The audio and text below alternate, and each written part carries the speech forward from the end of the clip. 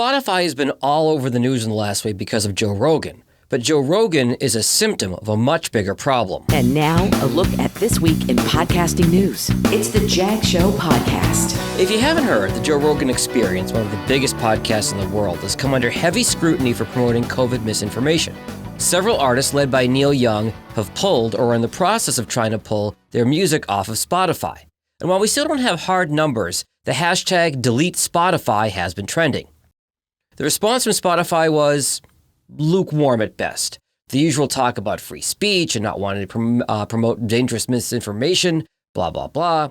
Oh, and they're going to put a warning label in front of podcasts that discuss COVID. No idea what criteria have to be met to get that warning label, because after all, ubiquitous warnings have worked so well for Facebook posts.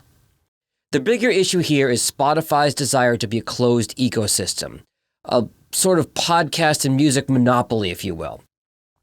They've invested hundreds of millions of dollars into podcasting, including $100 million to Rogan himself to become exclusive to Spotify and not available anywhere else.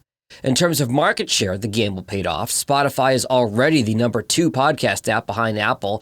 Some believe it's already ahead of Apple or will overtake Apple in 2022. But when podcasting started, the idea was for it to be an open ecosystem for all. That's why shows went up through RSS feeds, allowing anyone or any app to pull and display that content for their users. But Spotify is trying to take over. Just take a look at the Anchor platform owned by Spotify. Now, it's enticing for new podcasters. You can have your show hosted there for free. But there are questions around who owns your content, whether or not it'll connect to Apple, and even if it'll play everywhere. A change in their file type made Anchor shows unplayable on some podcast apps earlier this month. Trust me, you are better off spending that $15 a month for a service like Simplecast, Blueberry, Libsyn, Buzzsprout, plus you'll get more accurate stats about your listeners.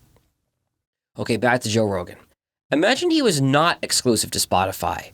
Would it be in Neil Young's best interest to pull his music off of the internet entirely, or at least everywhere Joe Rogan is? That would mean Apple, YouTube, Google, Facebook, and more. Probably not. But by being exclusive, Spotify puts a giant target on their own back.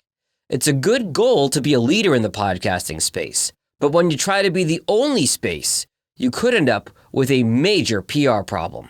For a deeper dive on all of this, Pod News published a special edition about Rogan and Spotify this morning. That is linked in today's show notes. Until next time, later. If you like what you just heard, share the Jag Show with someone else who's interested in podcasts.